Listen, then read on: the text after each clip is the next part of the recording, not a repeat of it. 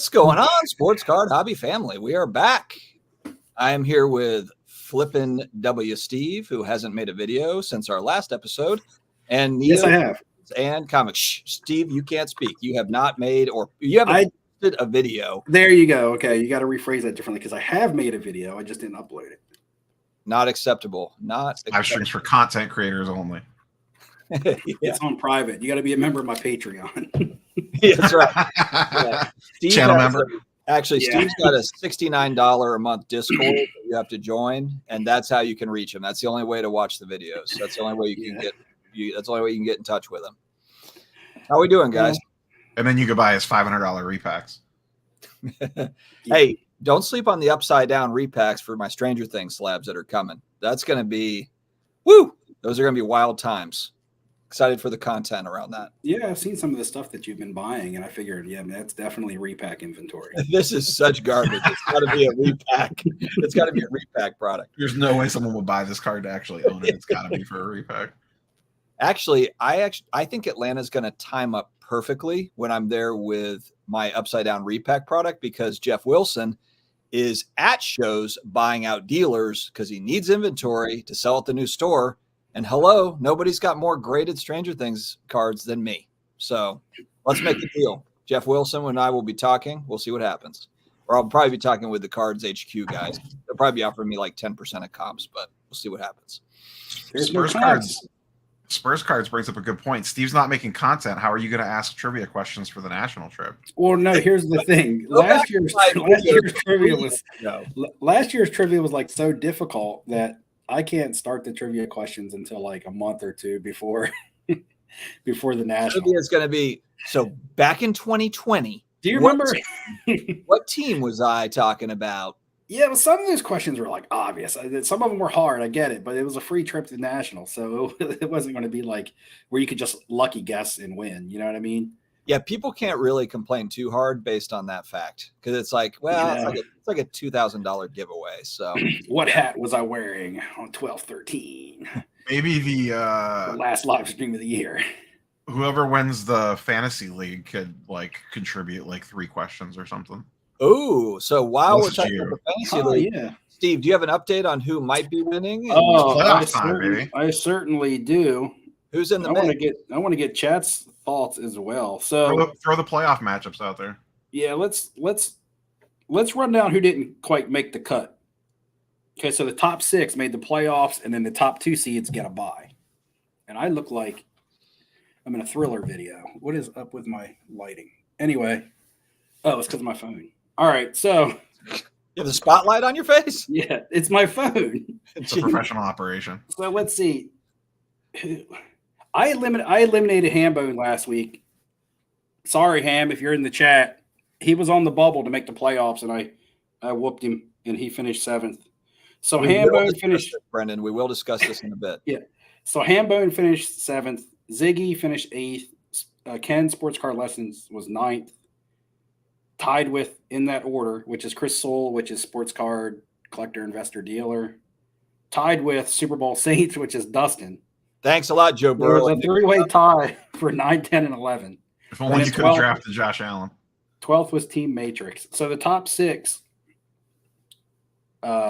Sitting Ducks, which is Jay, who's not a content creator. He was the one person that got in. Oh, Vintage Card Collector asks a very pertinent question. Great timing. Go ahead, Steve. He's not. And actually... Continue on. Yeah, continue on. Oh, yeah. So Jay is first with a first-round bye. I finished 2nd. I get a first-round bye. So it looks like we're going to have... Neo, are you playing Dakota in round 1? Yeah, I played Dakota round 1. Neo has Dakota in elimination round 1. And Sports Card Therapist has Jeff Wilson in round 1. Whoa. I think everybody's going to be rooting against both of those teams. But anyway. Wow, that's like the heel versus heel match. But from what Steve said, Sports Card Therapist has been manning his lineup. He has he's been adding, and he's been playing. And that was the question when we ended live stream last week. What should we do with his team? None of us have had any communication. Granted, I haven't reached out to Rob. I probably should at this point, but Now he did go on a big losing streak because he should have finished second, and I had to win and he had to lose the last week in order for me to get the first round bye, and I beat Ham, and I think Jeff Wilson beat Sports Card Therapist, and now they'll have a rematch in the playoffs. But Dakota inched his way in there. He was everybody's favorite in the beginning. He beat me by like 3 points. Neo beat me by 4 points the other night. Mostert had 2 touchdowns and 96 yards. All that idiot had to do was get 100 yards, and I beat Neo.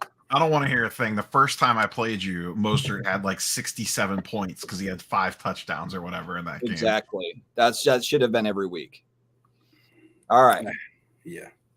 The Upside Down Repack is coming along swimmingly. Thank you, Turtle Z. We will see. It's all going to come to a head at the Atlanta Culture Collision Show.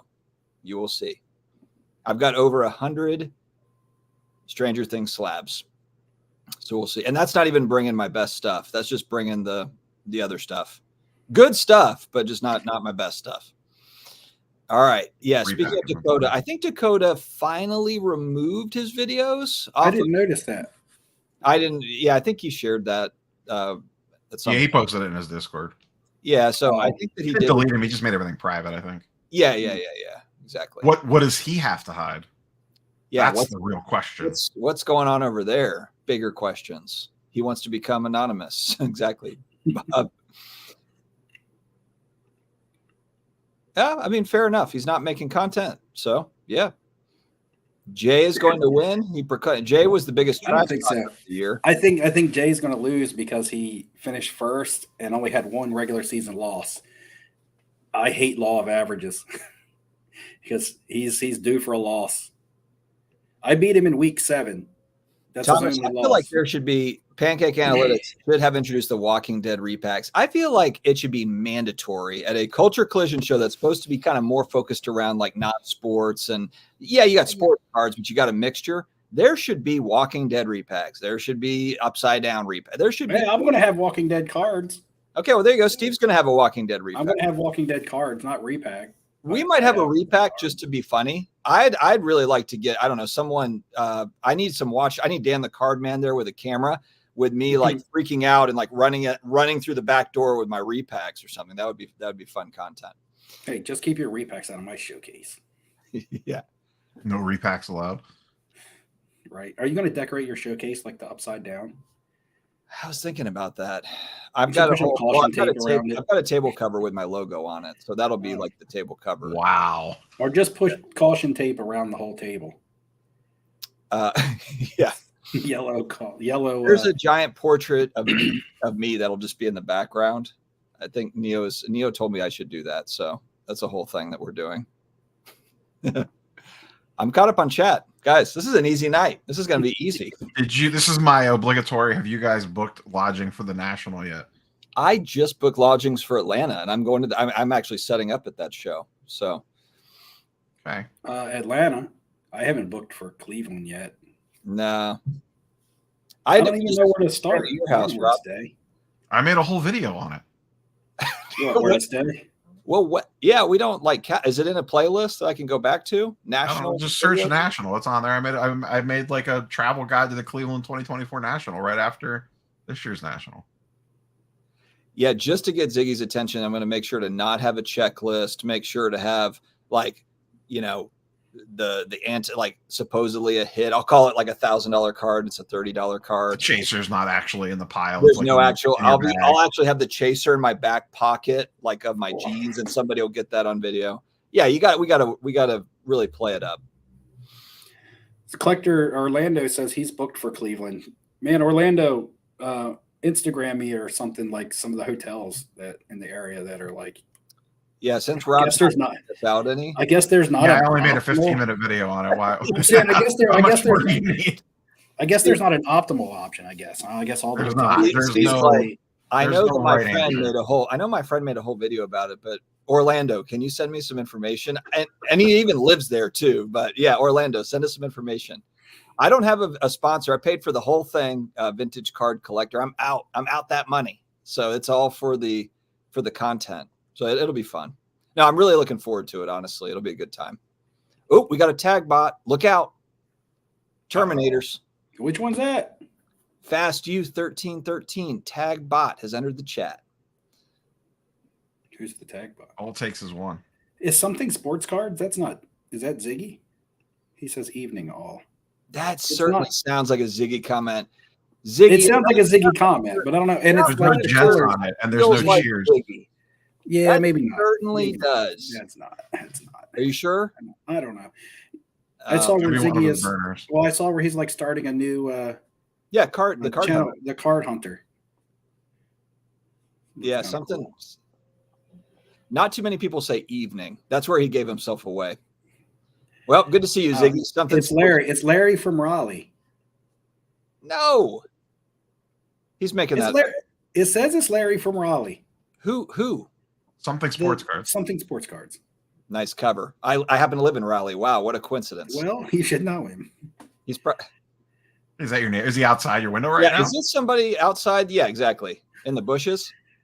If Dustin's internet just cuts off. Yeah.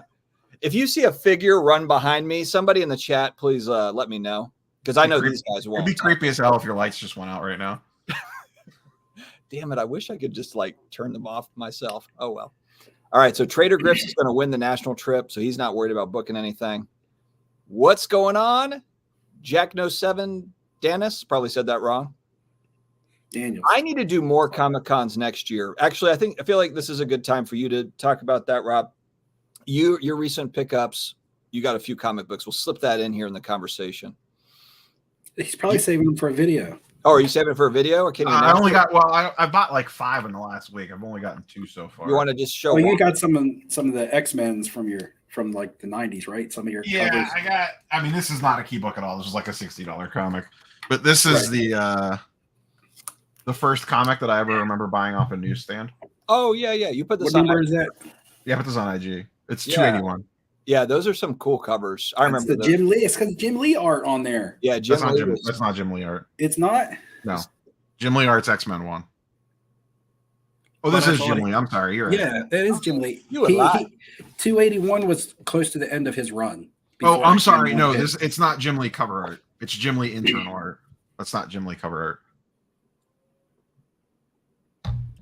Well, it looks like it from Delaware. In the chat, actually, while they're talking about it, please put a synonym, another name for a repack or a mystery pack, surprise pack. What can we call it? So it's a set. We're just recycling it. We're going to call it a different name. A fun pack? Like in the chat, please. Grab sack. Yeah. And then this is probably doesn't sound very good, but no. Get your grab sacks. Yeah, I don't know if that'll fly. Okay. That issue of X-Men did come out. One X-Men Jim Lee #1 did come out. This is a classic Jim Lee cover. I've actually been looking for this one for a while, and they were super expensive when everything got pumped. But I picked this one up for like under $200, which is a pretty good deal. It's X-Men Annual #1. There's nothing special about this book. It's just like one of Jim Lee's most classic X-Men covers. Mm-hmm. Now, what about the signature series stuff? Like if that was signed by Jim Lee, would that be more? I don't really care about those. I don't like comic books signed. Oh, okay. Personally. Now, I did send in, I have cards at CGC right now for the in-house Jim Lee signing event. Oh, shoot. Keep talking, Rob. I got to check my auctions, actually, while we're talking about I'm like completely not focused. And I got 3 more books coming. I bought 2 off of kind of unexpected. Swaggle House was doing a claim sale on Saturday, and I bought 2 books off him. I saw that. Yeah. And then I picked up another one off eBay, but they're like pretty good prices. Like pricing on mid-key comic books are pretty reasonable right now. Yeah. My last big purchase was at Giant Size X-Men on the comic book side. Well, just in general. That was my last big one. But I've got my eyes on some other stuff too. Yep, Neo's got a good video on it. I watched it. I just don't remember when it was. I'd have to go back to it. The Loud Collector. Don't let his head get any bigger. Big props to Neo videos, my man. We'll just keep moving past that. What up, dudes? OJ Pimpson in chat, right? It's Jim Lee's story and Wilson Thiebert cover and art. On campus cards. 25K buy video at Atlanta like all the cool kids. Yeah, I'm gonna yeah, the $25,000 buy. Yeah. Are they still doing those? I'm actually hoping that someone comes to me with all that cash. I hope that someone's got I'm spending 50 grand at Culture Collision and they swing by. I don't think I've seen one of those in a hot minute. I haven't Whatnot seen money must have ran out. Like the big vlog, Wait, you're Whatnot sponsored. Aren't you going to be doing one of those videos? Nah, not doing one. I'm Whatnot sponsored, but I'm not doing one of those. Oh. No. You're not worth 50 grand of them? Not yet. They haven't called yet. I say that now, but stay tuned, everybody. Got to renegotiate that deal first of the year. If they're handing out 100, hey, we need you to go around with $50,000. Well, you might. I can't promise. You might. And that's when Dustin launches the repack. At that point, it's all. It's the $50,000 spend. It's the repack. It's the break. It's the everything. If you do a 50K buying video and a repack and sell it on Whatnot, people's heads will literally explode. And a Raz at the end. Stay to the end for the Dustin Razes. And then she'll bid it. Wow. For the content. Oh man, I see this comment down here, and I'm like, it's asking Neo about Joe Flacco or Tua. And I got some thoughts on Tua after this week, and I'm a Dolphins fan.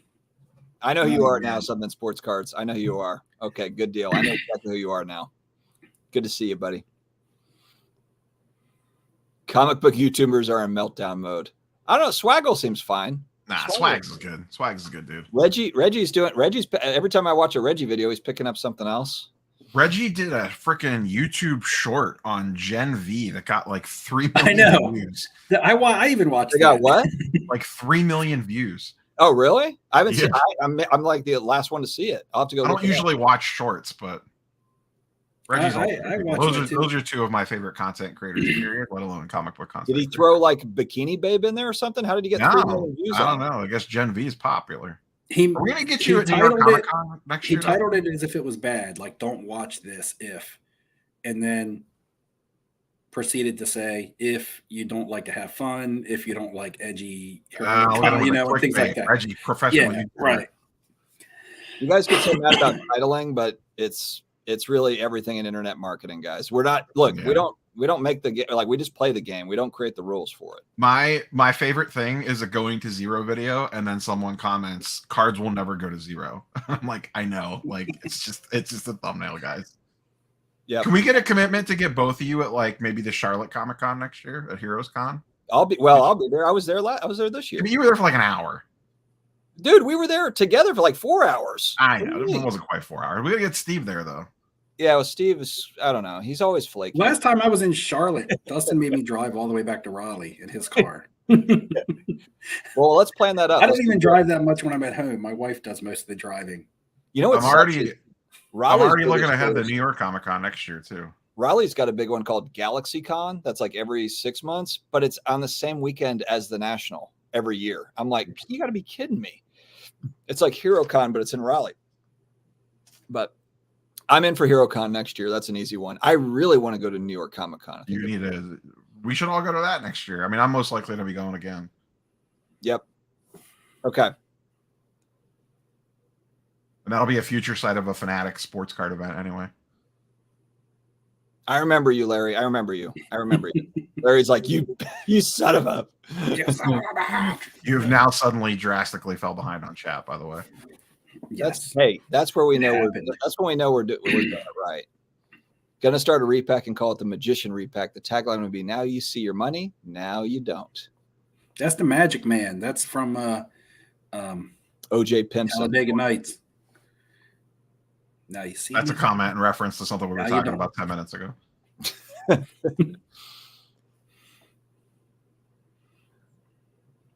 Let's see.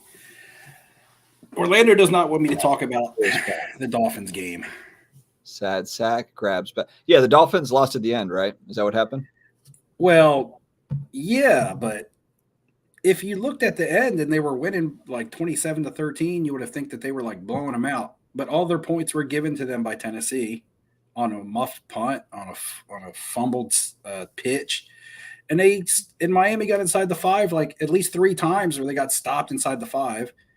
got one of their field goals blocked. Tua doesn't have a clutch bone in his body right now.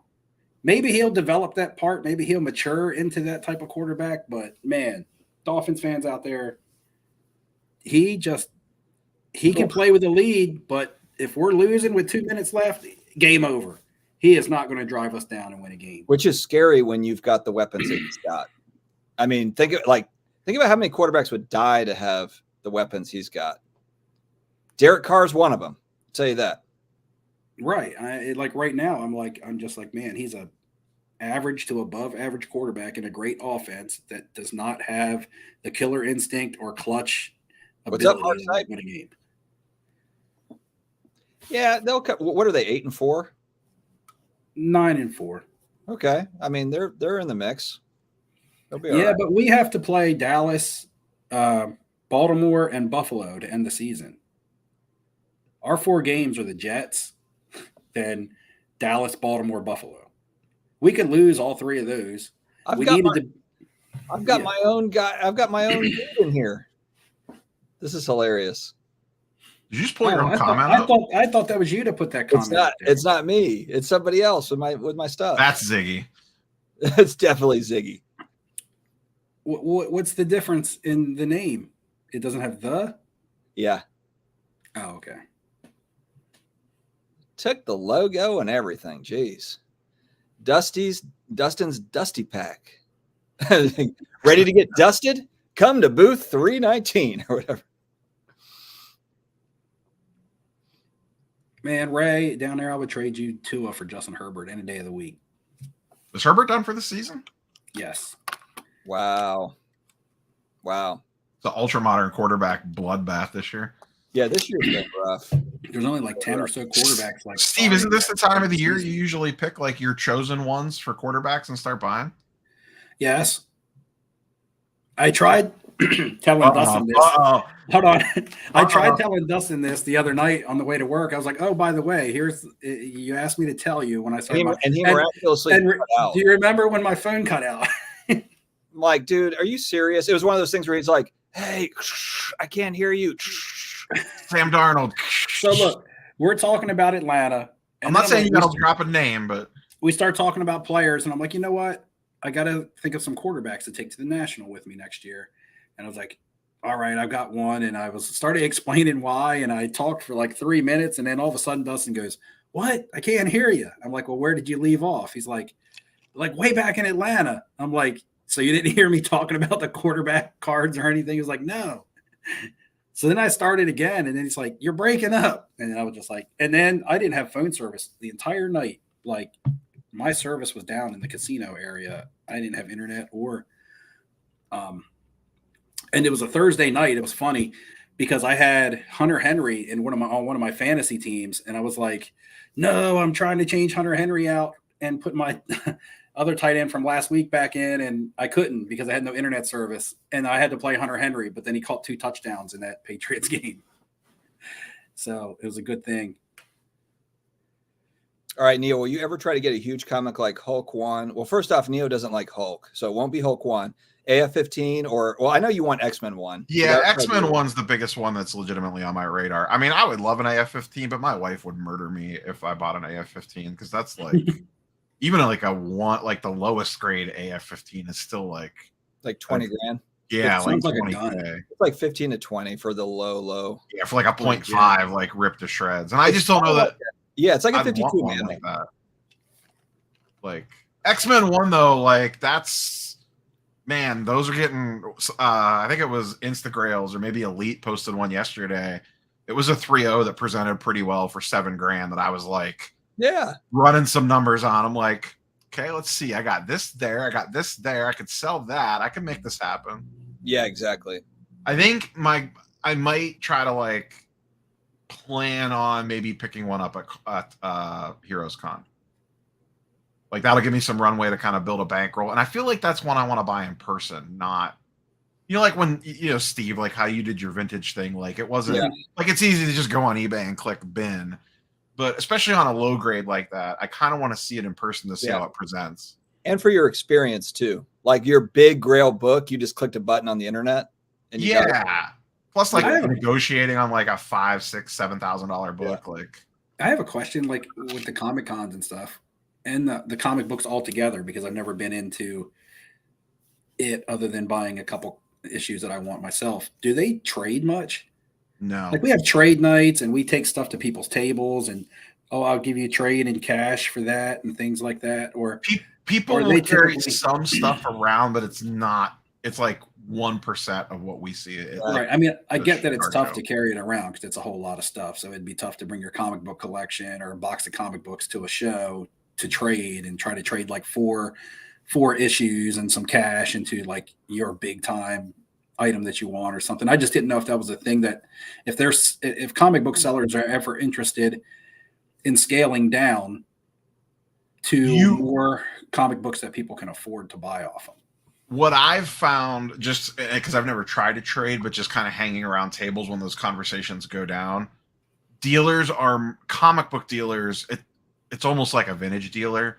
They would rather just have the key book rather than right. Like and I was going to smaller say, piece. I was going to say, is it kind of like vintage? Because in all honesty, vintage isn't really rare. It's high grade that's rare.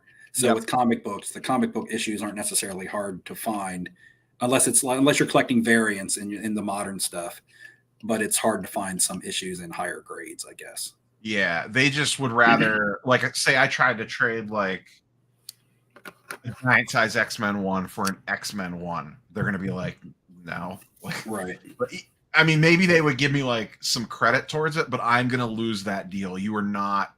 It's not like cards where you can more fairly negotiate. Like, if you have $1,000 card and I have a $500 card, I'll give you the card in like $550 cash, and that would probably get it done in a lot of cases. In comics, it would be like, you have a $500 book, I have a $1,000 book. You're gonna give me the book in like $600, $650, maybe even $700. Okay. At least from what I've seen. Now, if you were trying to trade, you could probably flip it if you had something that was really in demand, or like maybe I had an X-Men 1 and I was looking to flip that into like smaller pieces. They would probably be more willing to do something like that. Gotcha. The thing that makes me a little bit nervous, and also just not in a huge hurry with comic book keys, is they are still finding a lot of Hulk 181s and giant size X-Men's. I mean, even the one that I got, pretty big purchase, but it came out in 1975. And when you think about, like, George Brett rookie cards came out in 1975, and it's kind of roughly whatever. And it's like, those aren't like 70s baseball cards are everywhere. And, it's like, I understand like a comic book is more it's obviously bigger. It's, a lot of pages and all that, but it's not from the 40s, to where you just can't find it. So that's it. The only reason why I'm not like, I'm okay to hold off on like a Hulk 181. It's just crazy demand. It's kind of like 86 Fleer Jordans, where not rare, but just heavy demand for Hulk 181. So I'm okay just kind of taking my time. Lindsay, who typically, and I'll be perfectly honest here, Lindsay, if you're still on, I know this was 13 minutes ago, but she does not typically ever have a positive comment when she leaves a comment on my videos. But she has, Rob, would you rather have Joe Flacco or Tua as a Browns fan right now? Ooh.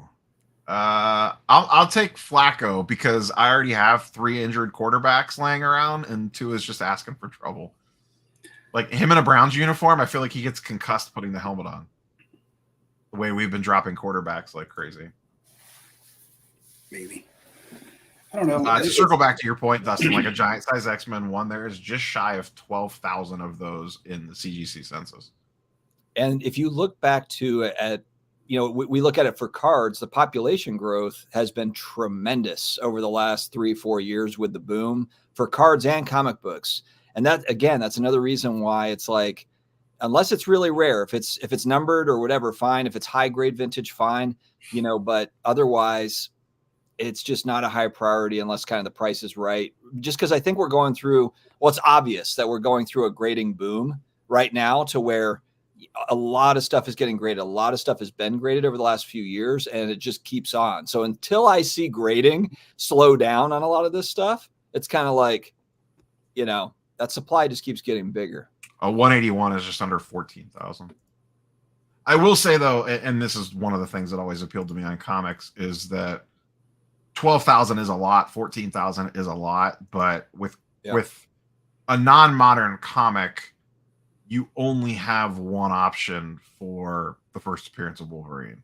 And the other piece to that too is there are far fewer key issues in comic books than there are important rookie cards of athletes.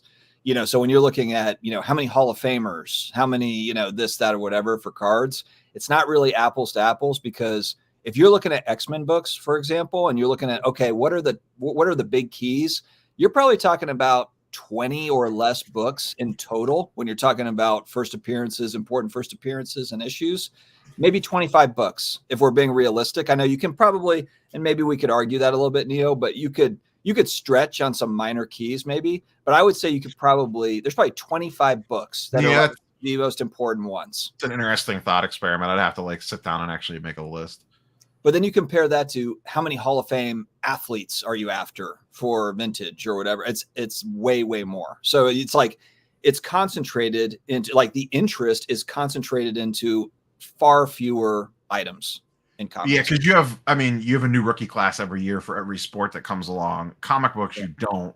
Like, how often does a new character really pop off? Like in the last 10 years, other than like Miles and Gwen and like maybe a handful of other characters to a lesser extent, but really like Miles and Gwen are the only two first appearances that really go for like close to $1,000 in a 9.8. Like there's a lot like Miss Marvel, Riri. There's a lot of other characters that Silk, but those are like a couple $100 on a modern book.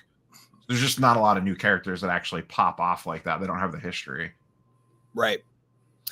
For Brad, the shocked face thumbnails, I have a pretty strong 80s, 90s t-shirt game, and actually get more comments about, like, for my thumbnail, it'll be like, cool, I just came for the A-Team shirt. I came for the Ninja Turtle shirt.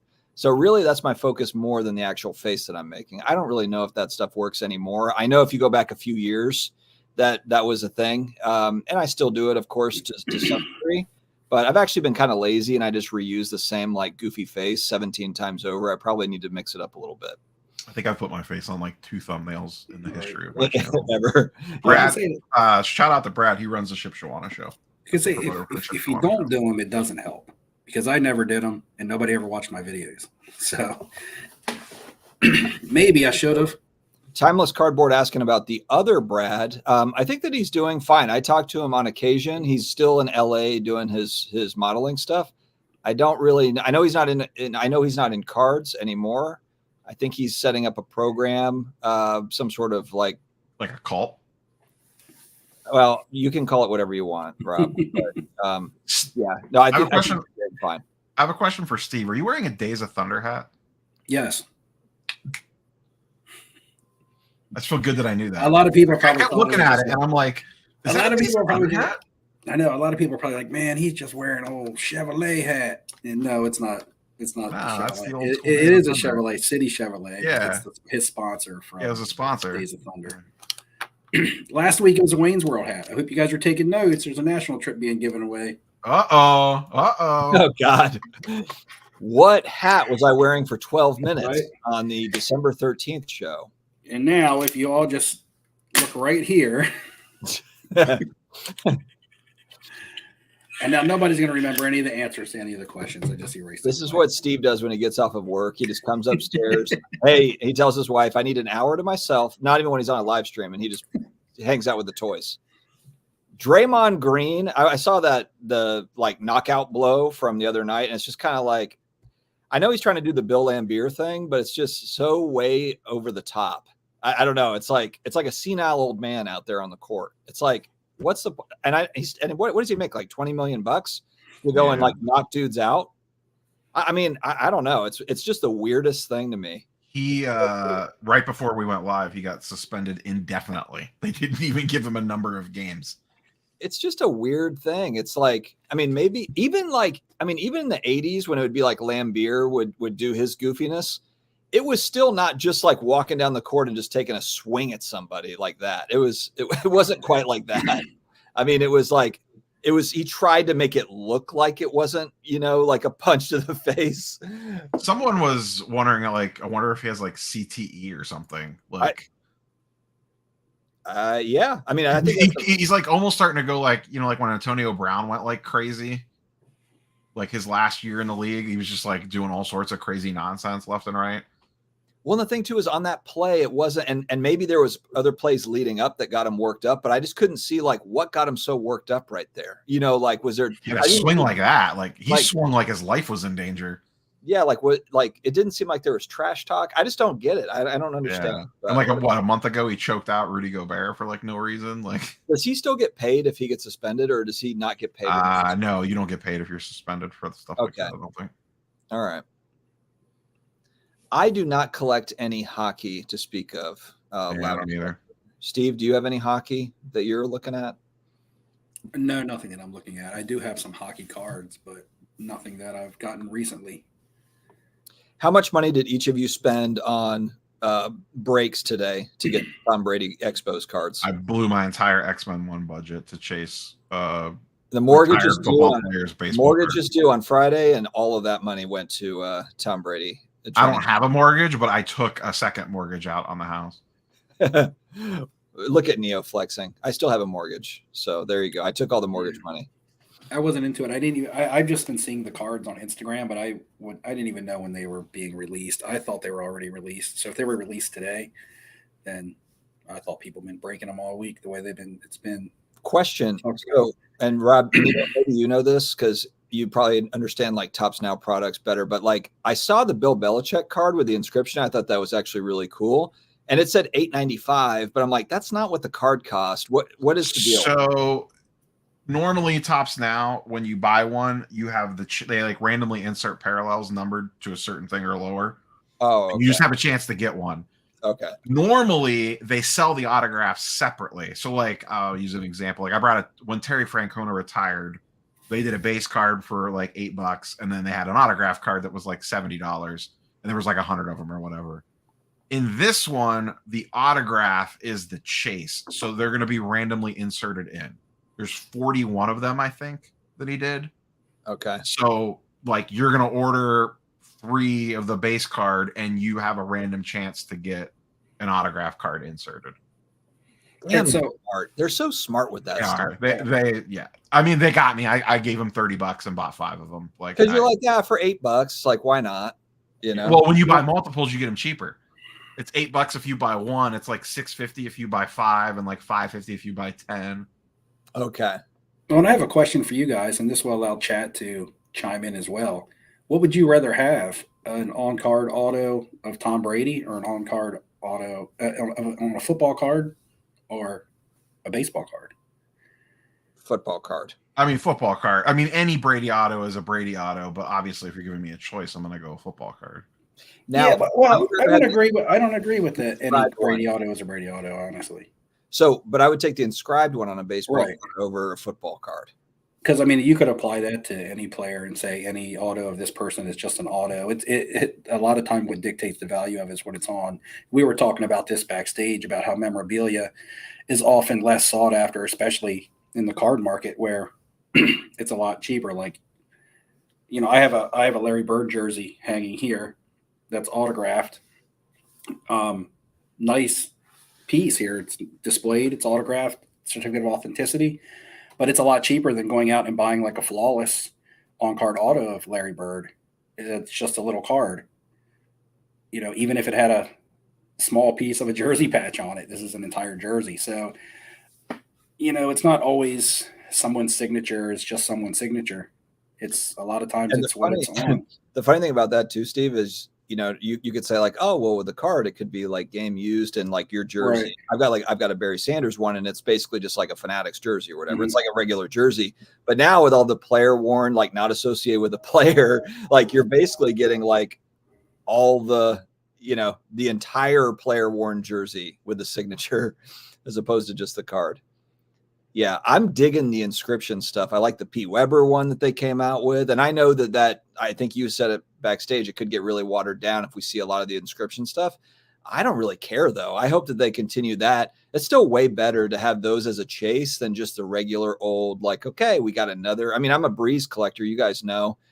And I mean, Breeze has signed a lot of stuff. I've got quite a few of his auto stuff, but man, if you start throwing in like, you know, the Cool Breeze or the Hurricane Drew, or you've got some different type of inscriptions, then it's a differentiator. What do you think, Rob? I mean, I think they'll be naturally limited because it just takes time to do the inscription. So they're not going to be like, there's never going to be crazy numbers of them because the athletes or the personalities or actors or whatever just frankly don't have time to sit there and sign like 100 cards with an inscription. You know what I mean? Right. Like it's hard enough for them to get them tied down enough to burn through 100 autos, regular autos that takes them, 5 seconds per card or whatever, let alone to start doing like big, huge inscriptions on them. And like we were talking about Game of Thrones auto backstage, like some of those are really cool. Like they have the classic character quotes on them. And even the Game of Thrones pack inserted ones, they didn't do any duplicate inscriptions. So like, right, it's all different inscriptions. Like there'll be multiple quotes from different characters. They didn't like completely overdo it. Now, if you keep doing that year over year for, set after set, maybe it waters down eventually, but supply on that stuff's just so low. right. And a couple questions that it'll raise for me though is, does the inscription have to be put on there by the player? Well, that's what people are asking me. Will they just have people on the side putting inscriptions on cards and then the players just signing it? Well, and that's what they were saying about the Bill Belichick. Like, how do you know that like Bill Belichick wrote the inscription? I mean, technically, Topps is supposed to be witnessing those. Yeah. Well, but they will stand behind the signature. But does the signature include inscription? They need to add that. They need to add that. Yeah, that's what I mean. What's their definition of the signature? Because they could loophole that and say, well, we did witness the signature. The inscription was put on there by somebody else. At that point, it just kind of becomes writing on a card. And anytime you mark up a card, isn't that considered damaging the card? But I'm sorry, though, if you're okay, so let's say that all the inscription ones that are pack pulled are going to be limited. So it's not 10,000 of them. It's going to be like, okay, the athlete's going to sign 1,000, but like 50 of them are going to have inscriptions, let's just say. If it's going to be that limited, then you should be able to have somebody that's witnessing those, right. You're not going to have every athlete do the inscription. You're going to have stars do it, or you're going to have celebrities do it. You shouldn't be sitting away for those. You should have somebody either go to them or fly them in or whatever. Well, and that's my thing. And I don't think there's any way to authenticate an inscription on the secondary market. I can't send an inscription to Beckett and have them authenticate it because it's not a signature. So again, that's what I mean by they're eyewitnessing the signature. Maybe adding that verbiage to it would be nice. And also the other thing is when it comes to grading autographs, I believe inscriptions are included when a grading company actually grades a signature. So it will add to scarcity on your autographs having it'll give them a bigger chance of not getting 10s because you have bigger chance for making errors when you're writing on the card as a player. So say, for instance, your Drew Brees says Cool Breeze. Does he sign it Drew Brees, Cool Breeze, or does I don't know how he signs it. Yeah, Drew Brees, Cool Breeze. Or so if he signed Drew Brees and that was smooth, and then he wrote Hurricane Drew, but like smeared the N in Hurricane or something, that basically falters or damages from a grader standpoint the entire signature, including the name. So I mean, from that standpoint, yeah, especially if it's low print runs and then some of them are really clean and some of them aren't, then it even limits them, the ones that were more desirable. So it could add another version of rarity to it. We always talk about how grading can add like a certain amount of rarity to something that's already considered rare. But and then they got to add in, if you got more variables. Then that next layer, it's got to be the game used from a specific game that's actually listed on the card. And Upper Deck did that when they first started them, which was awesome. Yeah, it says that now on high-end product. But that's what I mean. Like, that's what high-end products should be. It should be this came from the NFC Championship game on this date, whatever. Like, that's what it should be. And Fanatics, there's no excuse how that Fanatics can't pull that off moving forward. Topps Dynasty has not every card, but they'll have a limited selection. Like, there's I have it on my eBay watch list. There's a Ronald Acuna. It has a piece of a baseball from like Game 5 of the NLCS or something. Like, I mean, they lay that out, and I think I forget the product. Is it Definitive Tier 1? I don't remember. Either a product that just released or is about to release. They are doing first milestones where it is a relic from the base of the player's first hit. I saw that. Yeah. I don't remember what set it is. I think it's about to come out or just came out. If someone in chat knows, throw it in there. So, like, you could tell, like, New Wave fanatics are starting to push that. Plus, we just came off of the MLB debut patch, which was a massive, like, hit. Yes, I love that. That's the stuff. But once again, though, I don't know that you want that on, like, a top Series 1 patch card. You want that on nicer stuff, I think, for the same reasons you just talked about with inscriptions. Like, if everything is tied to a specific game, then does it matter? Like, it waters down. No. That needs to be the flawless National Treasure stuff. It would matter. It would matter depending on the game, though. Like, say it was a big time game or a big time event happened in that game. Yeah, but that's the stuff that they hold for, like, Topps Dynasty. I mean, it could just be something. They're pulling patches from, like, playoff games and stuff. All right, Neil. Well, they do the Topps Now card. Like, I haven't gotten it yet because it takes like 3 months. I have the Ellie De La Cruz with the base relic that was a Topps Now card of the game that he stole all 4 bases, where he stole all 3 bases around the horn and stole home. Like, they do Topps Now cards with that stuff all the time. Rob, will there be an e-pack of Marvel Masterpieces? Yes. First of the year. First of the year, Big Papa. Draymond Green will be on Dancing with the Stars next season. He'll be on Dancing with the Stars at some point. For sure. I got another box of Marvel Masterpieces. David Adams had it on a Black Friday sale. It's sitting behind me. What was the special? $650 or $640 or something. Well, what were they, like $700 or $800? $900. Holy hell. Jeez. $850, $900. Are you going to open it or sit on it? No, I'm going to sit on that one sealed. So many kids play Fortnite. Will those cards become way more valuable once they grow up? My God, that question was like 40 minutes ago. It's not too bad. 26. Damn.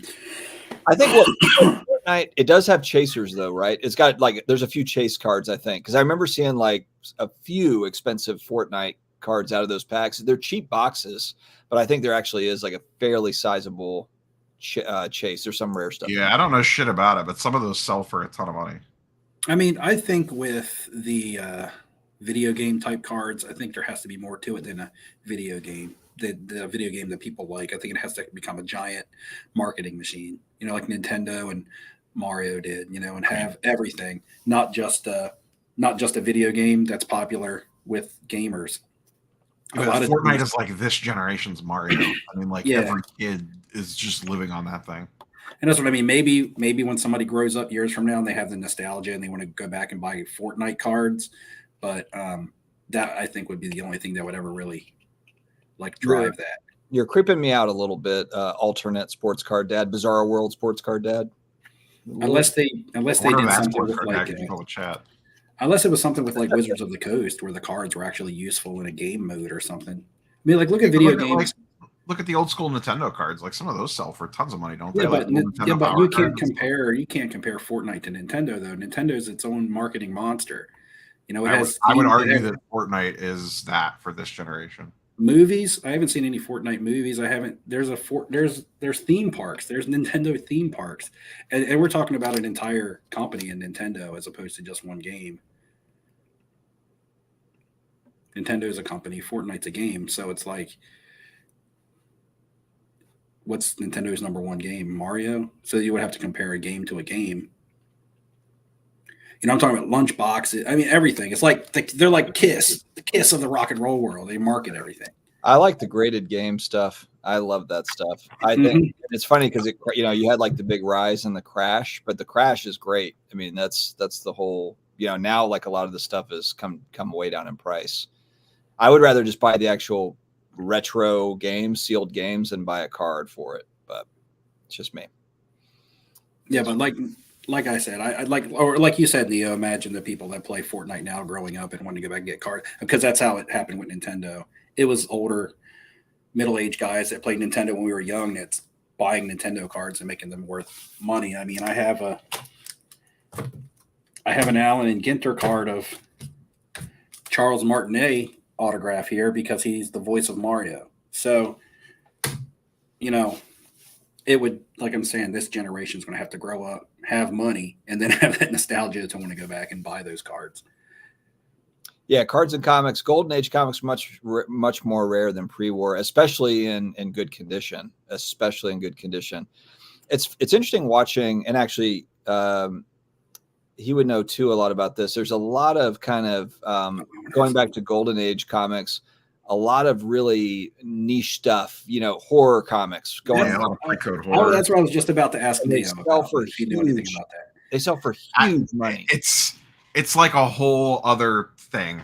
Like, Well, and I okay. just, Because you know how we all follow Elite Comics on Instagram, and sometimes I'll be scrolling and there'll be like an old horror comic book, and I'll look at the price, the asking price of it, and I'll be like, "Wow!" because those things. I've never even. I was going to say I've never even literally. I've like never even heard of this comic book before, but there must be a high end collector market for like old horror comic. That stuff is like ultra vintage baseball. Like, think of it like that. Okay. And the people that go after that stuff are insane, and that's kind of one of those things that a lot of that stuff just does not come to market. But I don't know much about it. It's like a market inside a market inside a market. Okay. I know really old like Captain America stuff, like the first, like the original Captain America stuff. Yeah, if you have any old Comes Cap up, stuff with it's like a Nazi symbol on it, or like a World War II cover, that stuff goes for astronomical sums. Yeah, But I see those. Golden Age, like pre-code horror, even predates that stuff. Mm. Maybe vintage card collector. I see your point there. Maybe. Yeah. I still say though there's a lot more players than that are collected than key books when it comes to Yeah, I guess that's true. If you're strictly comparing vintage to like Silver Age. Are there 25 players in football that eat up all the market share? Probably not. I mean, it's probably Jim Brown and a handful of quarterbacks. Yeah, it'd be tough to make that list. At 25. Especially also, what are you considering vintage for football? Like, is it Jerry Rice true. like considered vintage or no for football? Yeah, I know. Like when you get to be my age, it's like, what is vintage? Because to me, Because if you're going Jerry Rice true isn't- vintage, like it's really a handful of guards. Paul's probably Yeah. having an aneurysm somewhere right now. And if you're talking about so vintage, if we're talking about 50s, 60s, 70s, or are we talking about pre-war as well? Because I don't know. I just feel like think about pre-war. You throw in pre-war, there's so many just random cards that are very rare. On REA, there was a great example of this going back a couple of months, but there was a 6-figure card, and it was just an error card going back. It was a tobacco card, and it was like the white border and they only made 10 of them type thing. Yeah, but I don't know if that's the argument you were going for on the comic book side, though. It was more like key books, like not because they're super niche, because they're major characters. But so I guess you have to compare apples to because comic books could have newsstand or they could have price variants that drive their value. Yeah, like you're not going to compare AF-15 to the random REA card that you were talking about. No, but if we're just talking about where does the money flow, like, so in comic books, the money flows up to far fewer books. Now, you actually bring up a really great point though about like the Golden Age horror books, or like, because those do eat up a lot of money as well. I think that's your pre-war comparison. Maybe because that would be that's the comic book equivalent. Like pre-code horror is like the pre-war. Steve just got shook by something. What's up? No, I just saw someone in the comments named Josh Giddy Super Collector, and I think that's someone else. Maybe. That's not Dex Flow, is it? Lord, do we just have like all the prison inmates come into the chat every 2 weeks? Josh Giddy Super Collector. That's because that avatar used to be. Was that Dex Flow's avatar? I'm not there. I'm 27 minutes behind you, Steve. Yeah, Dustin's like the night that Dustin has a hard out, he's the furthest behind in chat he may have ever been. We answered this question, Hobby Champs. Rob is still controlling his fantasy team, but he is technically a ghost. Haven't heard anything from him outside of him running the team on the back end. Hey, as long as he sets a lineup, that's all we care about. Will he win? That'll be interesting. And will he come out and speak if he does win? I hope so. Draymond versus Logan Paul. Fair enough. Yeah, it's just weird. It's like, It doesn't make any sense.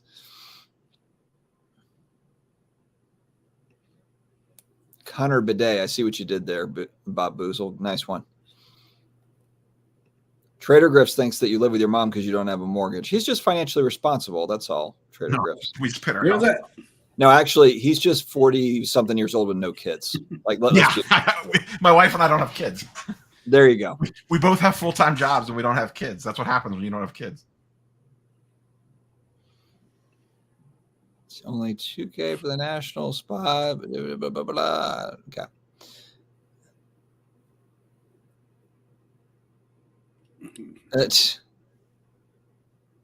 Thoughts on Ziggy's unrelenting support for Card Ladder? I think that I am going to name my repack product Ziggy Packs. I think that that makes the most sense. Ziggy Pack. I'm going to put endorsed by Ziggy on my upside down packs. I just think it makes sense. There's no one that loves repacks more. You keep making these repack jokes, and people are actually going to think that you have a repack coming out. I'm starting to believe that's it. a shtick. I might get one. That's his whole shtick. I might do it just for the content, just so I can get some reaction videos out of it. I might do it. Can I have one to break on my channel? I'll do a video.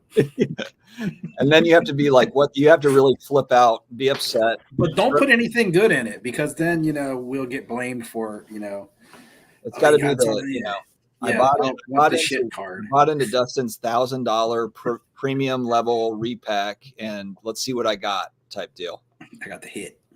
I got the chase card.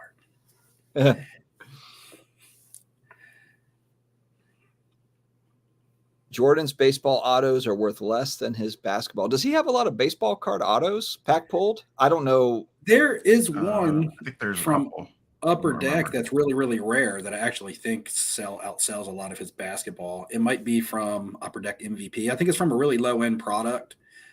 Cards and Comics actually might know the card that I'm talking about, but I think it's a low end Upper Deck product where he signed some of his. It's not the Upper Deck what's supposed to be a short print card on the White Sox.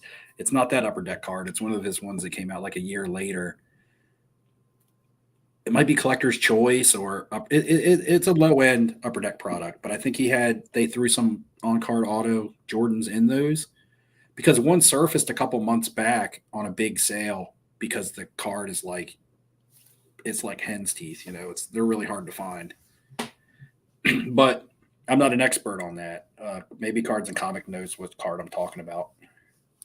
Sweet spot auto in baseball, he said. I'm just getting to all the inscription comments in the chat. Just moving through those.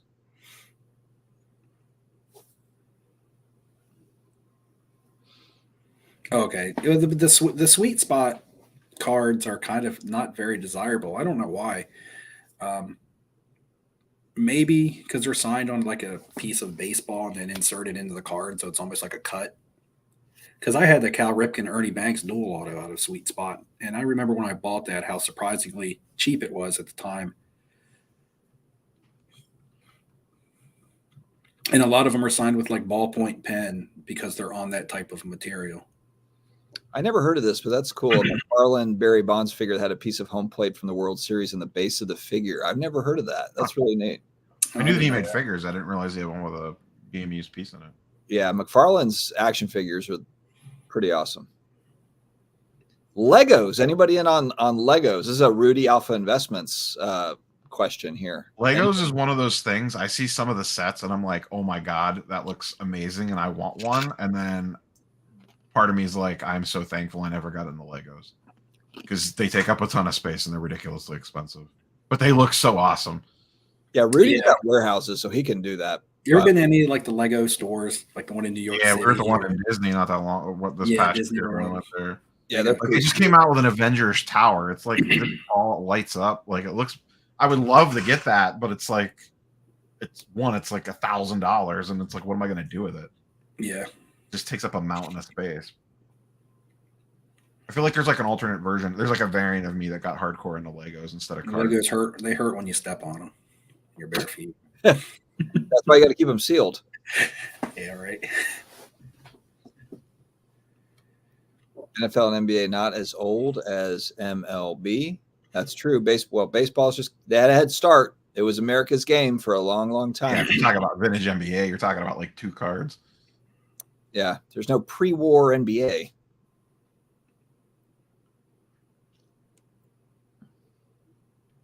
Yeah, Brie Larson, not a popular Marvel actor at all. Probably for good reason. Just annoying, frankly. I didn't even see the Marvels movie. I heard it was so terrible that I was like, well, I guess I just won't even go see it. I'm like the opposite of Seabiscuit, Trader Griff's. I start out really strong and then just kind of fade down the stretch. Yeah, but then, no, I feel like down the backstretch, you finally start to catch up. It's just because he just skips to the end. But People you never get exhausted. Well, and people get exhausted of commenting and not like me being behind. So then, Well, yeah, they get tired of waiting on you to get to their comment. And you're right. This was Dex Flow's deal. I don't know if that is Dex Flow or what. It has to be. He's talking about toys. That's definitely Dex Flow. It is. He commented 20 minutes from now that it's him. Yeah, Dex. Next time, if you're still here, I know you're probably not, but if you still are, good to see you. I know. See, I had noticed Dex Flow as soon as he popped up, man. Dex Flow sent me graded action figures like 3 years ago in the mail. I got a box that was like the size of my office. I was like, oh my God. Oh, yeah. Well, I'm jealous now. I feel left out. Dex is the man. And I thought we were going to do a Christmas live stream extravaganza next week. So I had like a light up necklace and everything to wear. And then you guys drop it on me right before we go live. Oh, I guess we'll be having our show. Our next show will be after the new year. We go every 2 weeks. And I'm like, yeah, but it's Christmas. Well, yeah. So do that in 2 weeks. Steve, you know what? You're allowed to go live without us. Yeah, I know. I might just do that. You're allowed to make a video without us. You have your own YouTube channel. You're allowed to do things on there. I might. Don't be hitting me up. Don't be hitting me up trying to be a special guest either. What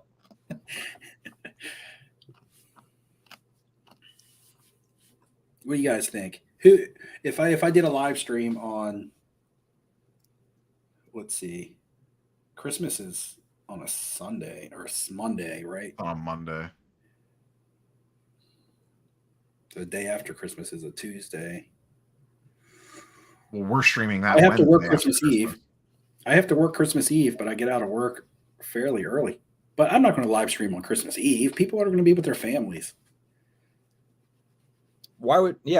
I mean, look, we're next up on the 27th, 2 days after Christmas. We can talk about all the gifts that we got or gave or whatever. Oh, yeah, we're going to do our New Year's resolutions. That's going to be the next episode. I thought you said something about our next live stream would be after the New Year's. Okay. I said it'll be right before the New Year. Yeah, I really hope your resolution is to make more videos. That would be good. Make any videos. Turtles put all of his money into Saddam Hussein rookie cards. The Raleigh guy's upset with me now and wants Neo to control the stream. Everything's going downhill. Damn it, man. Now the next time I go to the Raleigh show and see this guy is going to be like talking smack. We talked about him earlier, and Dustin won't see this for 30 minutes with Swaggle. You skipped the Michael Jackson question. No, I was on it. You just didn't see it. I sat on it. What? What time? 9:29. James. Yeah, I was James asked me about Diana Ross and Smokey Robinson. You were talking about how you're not making videos. Yeah. Oh, I was not. We talked about that in the beginning.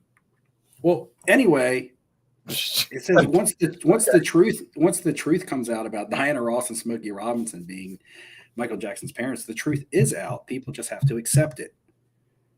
The truth is already out. People have to accept it.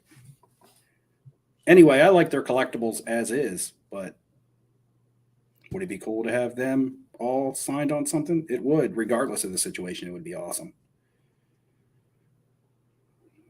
If people accepted that was possible, then yeah, it would be more valuable. In my opinion, it would be.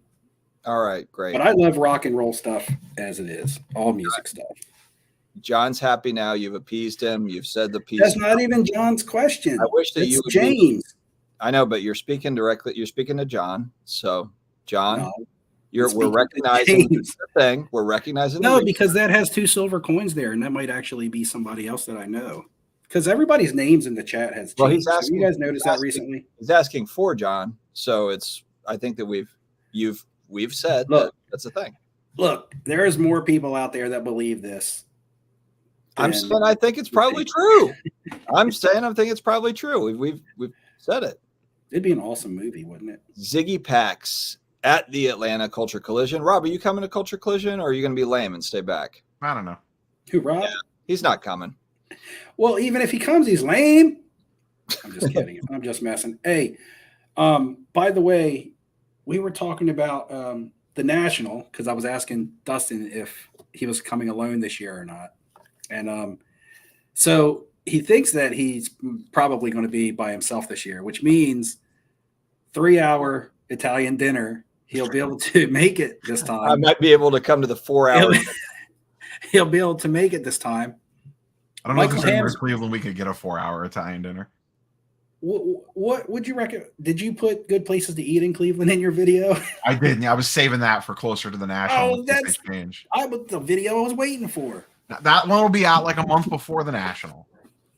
Because if I do one now, like restaurants might close by then, or new ones might open. I told my wife, I said, look, I'm going to the Cleveland National this year. When I go, I'm going to go to the Rock and Roll Hall of Fame. I'm going to the NFL Hall of Fame or Football Hall of Fame. I want to take the Shawshank Redemption tour that you were talking about. And she loves that movie. And then all of a sudden she's like, maybe I'll go to the National with you this year. And I'm like, so Dustin and I will be in the 3-hour dinner without Steve. Yep. Well, doesn't Erica go with you? Yeah, but she won't go to this one because I'm not really going anywhere. Oh, okay, gotcha. That's a good point. I didn't think about that. Yeah, she'll be going with me, as in just staying at home where we live. Yeah, gotcha. Yeah, that's probably not as inviting. Hey, babe, you want to go to downtown Cleveland? I actually likes going to downtown Cleveland, but who's grading unopened Legos? Are they graded? I don't think that's a thing yet. Do they? Now that you've spoken into existence, someone's I'm sure it's on a PSA whiteboard somewhere. It's Upside Down Grading Company starting up in January. I wasn't going to talk about it yet, but send all your Legos. I'll give you the P.O. box. We'll get them graded up. Just mentioned Stranger Things. Just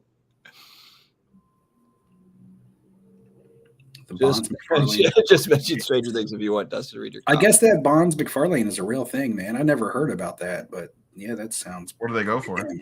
I don't know, but Dexflow commented that it's a Grail for, I guess, toy collectors. I guess, the McFarlane stuff, sports stuff, can cross multiple platforms. With it being a toy in essence, with it being a sports figure, also. That stuff kind of touches all different. And the McFarlane angle, like there's people that just collect McFarlane. Well, didn't he start doing toys because he had an injury to like his wrist or his drawing hand or nerve damage or something, and he was having trouble drawing? What the backstory on that is? Yeah, he was having trouble drawing the Spider-Man comics, and he stepped away. What's up, Swaggle? He started doing the sculpting. Now, was that pre or post Spawn? Because once he created Spawn, he started his own comic label, which was Image. And Spawn was his launching character. Well, yeah, that was kind of the flagship. And you had Rob Liefeld had Youngblood, and you got Savage Dragon and all these guys. Yeah, Savage Dragon. Yeah. Supreme. Absolutely. There's a ton. Like the old Image stuff is so damn good. I love it. Yeah, I really want like a Wildcats one. Wildcats. There's some. Wildcats. There are some too, like gold foil type stuff that's actually kind of rare. Like they actually have some rare variant ones that not like today where they've got like 1,000 different variants that are like, I think Supreme had a big embossed silver letters on the first run of them. I used to also have Valiant stuff like Exo Manowar, Bloodshot, and all that stuff. I don't know. Shadow Man. They had good storylines, but it never caught on. Let's see. Sports Card Dad. Use toothpicks. There you go. Toothpicks. Anybody got some toothpicks? Have you ever seen a Clockwork Orange? Oh, yeah. Just you put one of those things on and stare at the screen and then see if you have nightmares when you wake up in the morning. Hustle and Crow said he once sold one of the Bonzes for $2,000. Did Dusty get permission to hang out with his friends by himself? I run my house. Spurs Cards 21. Big talker in the chat. Not so much in person. I remember you at the National. Didn't you say before we started your wife said you had to be off by 10:01 at the latest for bedtime? Yeah, she's actually yelling right now, and I'm just ignoring her. For real? No. Are you still home? You have a flight in the morning, right? I have a flight that I thought was at 7. It's actually at 5 Eastern. AM? Oh, So I'm hanging out with you guys, and Are I've got you a flying flight. out of I Raleigh? might not go to sleep. yikes. Are you flying out of Raleigh or Yeah. Charlotte? Flying out of Raleigh. Flying out of Raleigh. Flying out of Raleigh. Flying from Raleigh, Charlotte, grab my brother-in-law, and then down to Mexico. What are you doing for content? Did you pre-record a bunch of stuff, or are you recording while you're down there? I'm going to record a video after this. And then, man. I'm going to take a 2-hour nap, and then I'm going to get on a plane. Because I'm committed to you. I'm committed to you guys. I'm committed to the channel. I'm committed to it. I don't know who alternate Bizarro World Sports Car Dad is talking about, but if he's talking about me, then Carlos. Unbelievable. He's talking about Carlos. Oh, Carlos. Okay. Fair enough. Fair enough. You take shots at Carlos. Hobby Champs. Thank you. If you could also log in with your alternate accounts, your Bizarro World. If you could Hobby Champs is the real hero. If you could log in with the Hobby Champs and also hit the like, we'd appreciate it. How many likes do we have? Let's see how bad people want to see the video that I've already made. If we get this many likes, I'll upload the video that I'm supposed to upload tomorrow. We got to audit the likes. Ziggy's auditing the repacks with his name on them, so they're endorsed by him because they're going to have his name on them. Who is auditing the likes on this video? Is it almost 10:01? I'm at the end of the chat. I'm completely caught up. You caught up. I told you, you're like Seabiscuit at the end. Everybody gave up. Everybody gave up. Look, I only have 8 likes. I only have 8 likes over on my stream. Actually, Perk, the way it works is if you're talking to me at dinner, I wait for about 10, 15 minutes and then I respond to what you're saying. When I get 25 likes over on my live stream, I'll upload my video. Which means my video is not going to get uploaded. Oh man. Precursor to Home Alone. Yeah. Hopefully we don't leave the kids. That would be bad. What if you're the child in this situation? Like you're the one left behind. I might be. I might just completely miss the alarm. I might need a GoFundMe. You're right. This is gonna, since you're going out of the country, you realize tomorrow afternoon is when Fanatics is gonna buy Panini or something crazy, right? Well, I'll just go live from Mexico. I'm on the beach. I'll do it like your internet barely functions with you at home. I can only imagine you on Mexico internet. It's actually not bad. Like where we're going is fine. I know. I thought it would be really bad, and it's actually not bad at all. So now that we're an hour and almost 15 minutes in, so we start hitting on some of the talking points that we were thinking about talking about. I was too busy getting most of them. I was doing a great job with the chat. All right, Steve. Okay, let's see. Fantasy football rundown check, which someone actually asked questions about it because they missed the beginning of the live stream. Yeah, we talked about the Tom Brady stuff. Check. Slight talk about on the Tom Brady. We talked about inscription autos. Check. We talked about all of those. The only thing we didn't talk about was Universal Pop Report. Yes. Oh yeah, Universal Pop Report, and we didn't talk about Prism and stuff getting pushed back. Oh, go ahead, Steve. Fire it off. Yeah, go.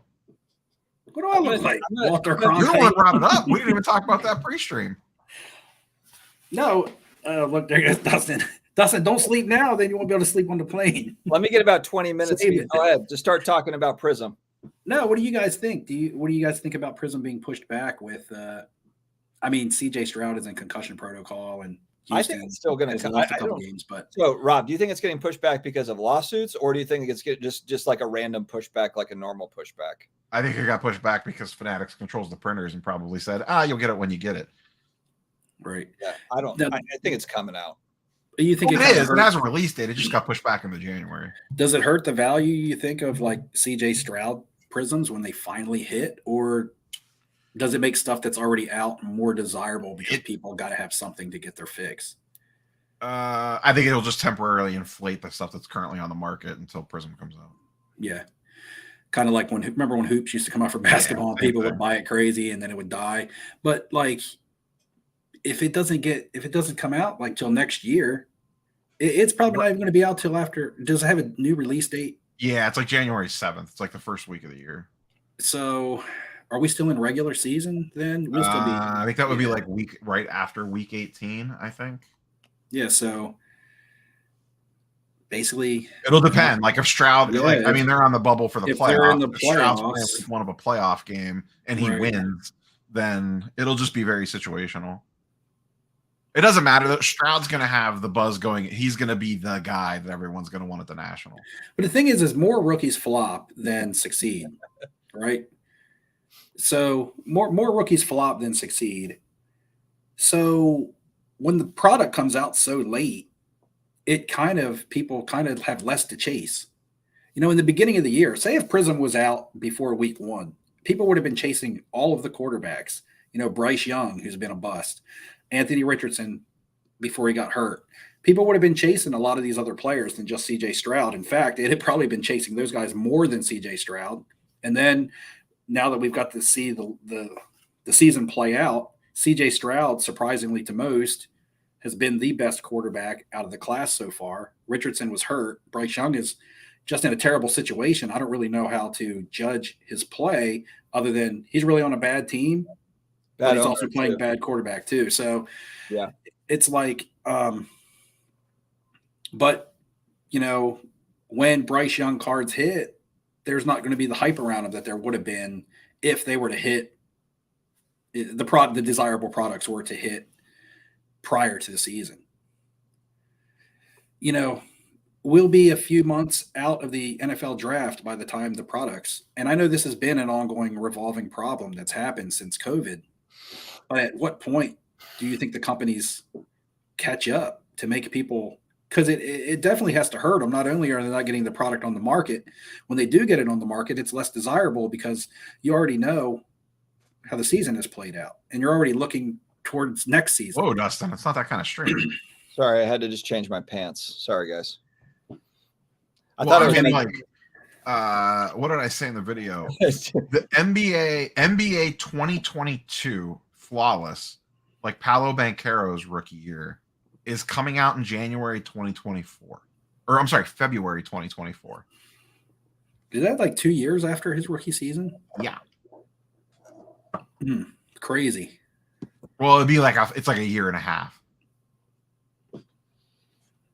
Like, because he's in his second season right now. Like he's a third of the way into his second season. We were going to get flawless basketball 2022-2023 in February of 2024. That's the last NBA release. My God. Yeah, and then you have, after Prism, you still have Optic and Select to hit, which are products that people like. But at that point that they're hitting, we're like starting to look at draft cards in April coming around. In the past, I believe, if my memory is correct, it's been so long now, like pre-COVID, Prism football would come out like around the middle of the season. And Prism basketball would usually come out right before Christmas. Well, I mean, because even with Bowman University and products like that, you have people chasing guys already that haven't even declared for the NFL draft. So I think it waters down the current rookie class. Maybe we should do an SCV sports cards and just, instead of doing like, ooh, which rookie quarterback are we going to buy? Maybe it should be like, all right, which like college uni cards are we buying and grading up? Yeah, because like all this, like this stuff has just taken forever to come out. Like I want, like watching his stuff, I'm like, okay, it seems like there's pretty decent margin if you get the right, get the right price point on some of those. Right. Well, and the other thing with those guys is like, if the rumors are true, basically every top quarterback in next year's class is Fanatics exclusive. So they're not even going to have Panini autos. Now, the risk there is that by the time we get to 2024, Fanatics and Panini might be one company, or Fanatics might be making licensed football cards. Who knows? I mean, I think we're all one press release or Darren Ravel tweet away from that really happening, and to something breaking in that one way or the other. If Panini loses this motion to dismiss or whatever. And like to this discussion, like probably the lowest end of the decent cards, all that's out really right now is like Mosaic. I mean, because you have all the other paper products, and Mosaic's out, but it's completely ungradable. Like there's no quality control. Is that going to carry? That'll probably carry over into all of their other products, because right now, if you can't get your Prism cards, you would probably settle for Mosaic because it's not actually a bad looking product from an aesthetics standpoint, but it's a bad looking product from a quality control standpoint. And that stuff is sitting in blaster boxes and mega boxes in my local Walmart for weeks. Mosaic football just sits there. Every day I go in there, it's there. Nobody's buying it. So because retail's such a terrible rip. Right. You just get smoked. But it would be a cool rip for, say, a 12-year-old. It's just, but nobody's buying it. The price is jacked way up to where if you're a 12-year-old, you got to fork out almost, I guess, $30 for a blaster box of low quality control product that doesn't really have anything that you can hit in it. It's just, I don't know. It's just kind of bad. Yeah, I'll be curious to see. Like, I'd be willing to bet we're not going to see Prism football sitting on shelves or Prism basketball because of Wemby. Like, Mosaic's one thing, but I'd be shocked if we see Prism blasters sitting on the shelf with Stroud sitting in them, even at a $30 blaster price. Prism's still Prism, right? Prism basketball last season though sat around here. Yeah, but the rookie class sucked. Well, that Paolo was pretty good, right? Yeah, but he's not. He's on the Magic. No one cares. Yeah, but well then, Wemby's on the Spurs. No one cares except Spurs cards in the chat. Wemby's Wemby. I guess. I would be shocked if Prism football sits. I'll say that for sure. Yeah, it's definitely not going to sit like the Mosaic's been sitting, but I think it'll be obtainable. Are you going to be able to go in and fill your shopping cart with it if you wanted to? Probably not, but I think you'll be able to find a couple, hanger packs or a blaster box, a couple strays here and there. Yeah. I think we don't see product get on track until Panini just doesn't have it anymore. Because even Fanatics is slightly behind on baseball releases. Like, we should be getting, I think someone mentioned in my comments today, we should be getting a 2024 Series 1 preview already, and we haven't seen that yet. But they're not, like, super off the track. Not like, Panini's, like, so far behind on stuff.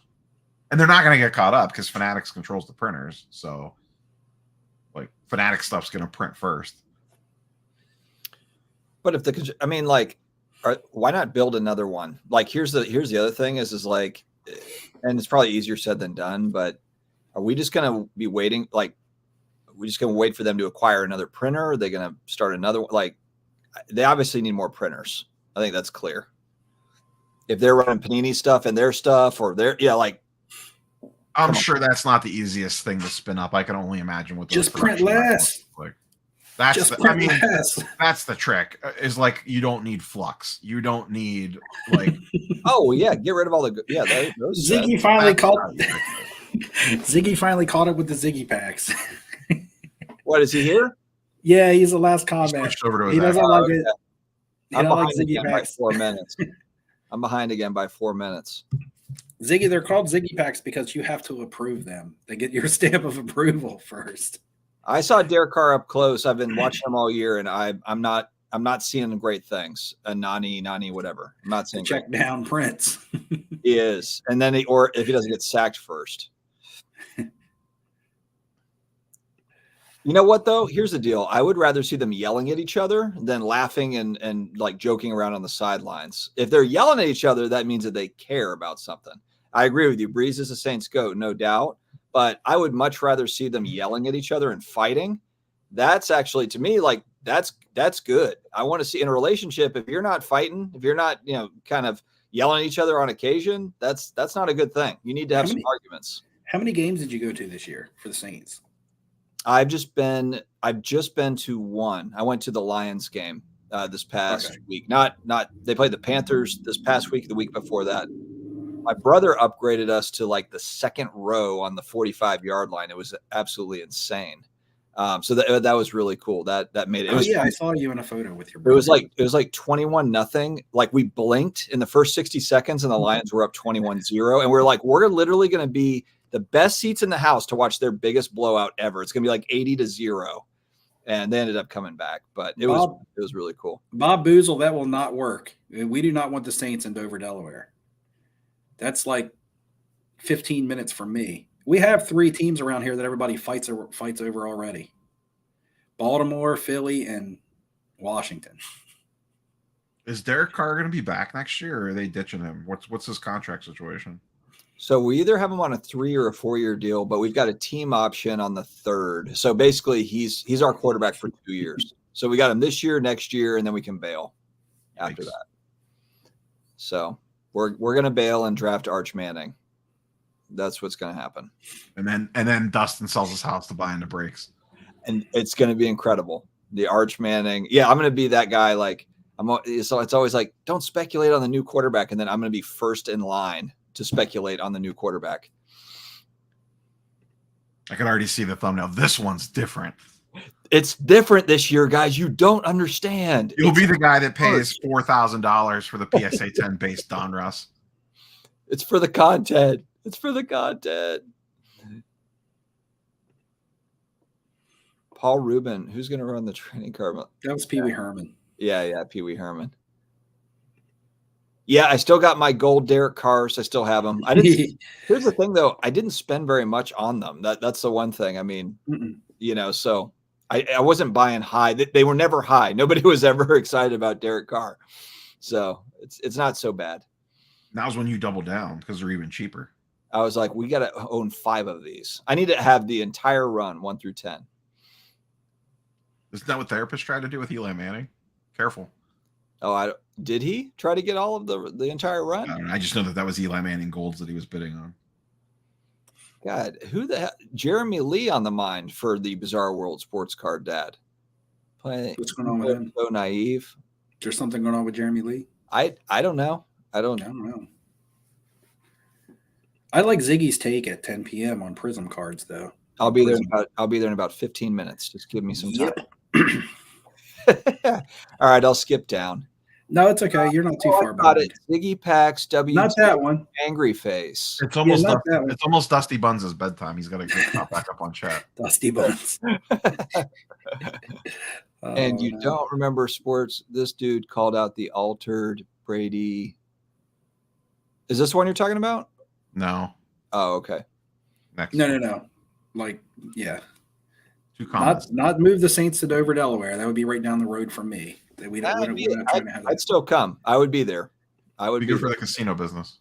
But like Ziggy says, Prism doesn't need autos, and I agree with that. I think there's a lot of product out there that people buy for the autos. Like the contender ticket has always kind of been the staple since I was in the cards in the late 90s. Like 98 is when they started. And then, of course, you get all the really high tier stuff. But I think Prism should be what it is, like Prism, just a good base chromium card. And it's called Prism for a reason. It's supposed to have some kind of shine to it, different types of, colors and stuff like that. And well, and there's going to be some cool inserts. You've got the gold prisms, you got the black finites, you've got chases in there without autos. Yeah. And a lot of times the Prism autos are ugly. They're either stickers or they have that big clearing out. Yeah, they're stickers and they take up a bunch of room almost to cut into the card. I think that I don't know. I've never been a fan of Prism autos as it is. Like if I'm going to buy an auto that's more affordable, I'm going to look into like contenders, which is going to be a step below like your National Treasures and your Flawlesses, and even Panini 1-in-1 is a good product. It's expensive, but I mean the cards in it are nice. Man, you guys make me sick. But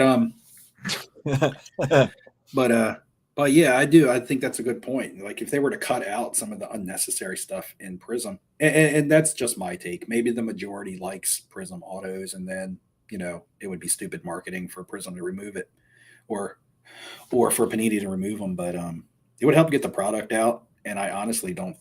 Well, in my opinion, I wouldn't think it would hurt the product.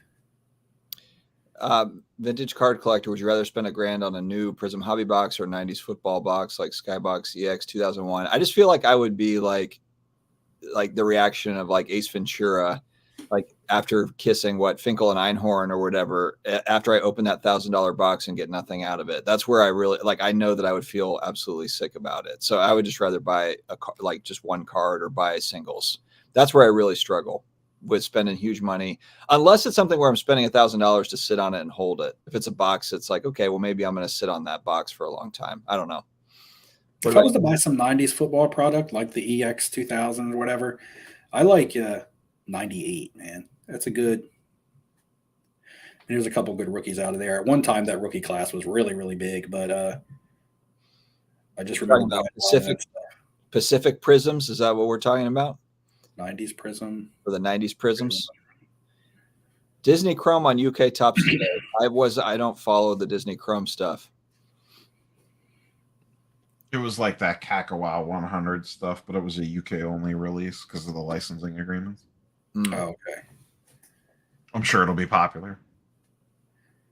90s Prism over Modern Prism. I saw where you had pulled that up. I'm trying to jog my memory and think of what would be a 90 Prisms card. There was like the Pacific, early Pacific stuff had inserts in it that looked like Prism, like disco balls and stuff. But then Prism put out some good products in like 96 and 97. Cool. Remember the cards that would be like gold? What Prism product was that? They had like a little photo of the player down in the corner, and the photo was like see-through. It was almost like a little piece of plastic. And then it had a big, man, what product was that? It wasn't Pacific Dynagon. You just made up a word. I think that's a fake product you just created. Pacific Dynagon, man. Look that up. Well, I'm going to look it up right now. Yeah. Invincible? Is there a Pacific Invincible set? I like the Pacific Konglongadonk. That's my favorite set. Pacific Dynagon. William, my mother-in-law, is an artiste, and she's the one that made the pictures in the background. Look, Pacific Dynagon, 2001 Pacific Dynagon, 1996 Pacific Dynagon. It's like I said, and it's gold. You're not going to be able to see it on my phone. Anyway, it's there. I should have had my grandma pick me up some out in the UK. But they came out with different foil colors, and some of them were more rare than others, kind of like Prism. But I think Invincible might be the one that I was talking about. Because Pacific used to also be the Crown Royale product, which is now carried over. It's still a product now by Panini. But Crown Royale was originally Pacific, I'm pretty sure.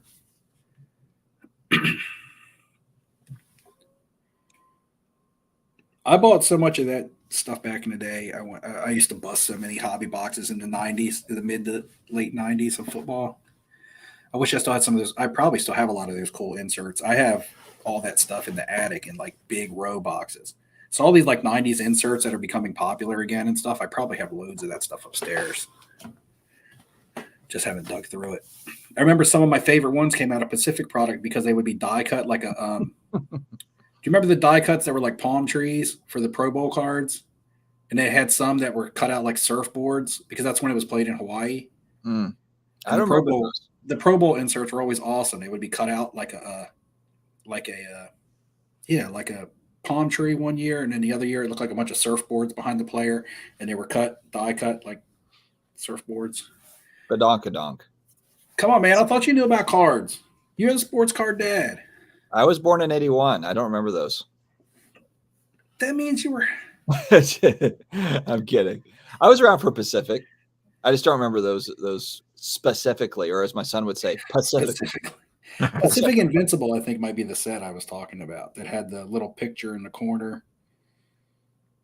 Still can't believe Ziggy's sponsored by Ryan from Twitter's Repacks. Oh, yeah, I'm really happy that I tell you what, when I presented Ziggy with the upside down repack idea, I was really shocked to see that he endorsed the idea, just given his stance on repacks. Look, that's a Pacific Invincible where it had the little clear cutout of the face at the bottom.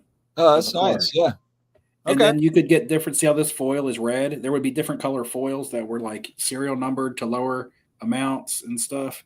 That's kind of like the OG Prism, to be fair.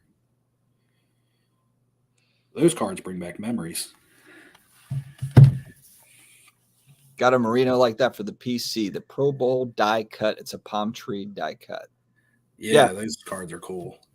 Well, I think people have a point when they're talking about, all the nice designs from the 90s. I get it. I mean, there's a lot of innovation that went in during that time. Plus all the 90s colors and all the like those Proline portrait packs that we opened up where all the guys are in like the zebra pants and like all the 90s gear. Oh, like the Pro lines and the Zubaz. Yeah, because it's like that's as 90s as it gets. Mm-hmm. And there's awesome autographs in some of those sets that go for like 10% the value of the same player in a modern set. Like, and the signatures are better. They're like full signatures. The Jerry Rice I have is his full signature. It's not this J with a line and a Y that he does now. Well, and here's the problem too, like, because this kind of goes and he back was still playing. About what can Fanatics do to make better, make better cards besides this? I don't know if they came out with the 90s styles, if that would be cool today though. Like the stuff that you're talking about, like that came out in 95 or whatever. It's like, okay, if Fanatics like redoes that, and brings it out, are people going to buy it or are they going to be like, this is trash? But it's different than, the usual designs. Well, like you said earlier, specify the game that some of the stuff comes from, things like that. All right, boys, we've been on for an hour 36. I have to get up in 4.5 hours for my flight. That's rough. And I still have a video to make. Just clip a 10-minute segment from this and there's your video. I might have to do that. No, I'm not. Quick question, since we were talking about the manufacturers, though. Oh, because there's a comment down here.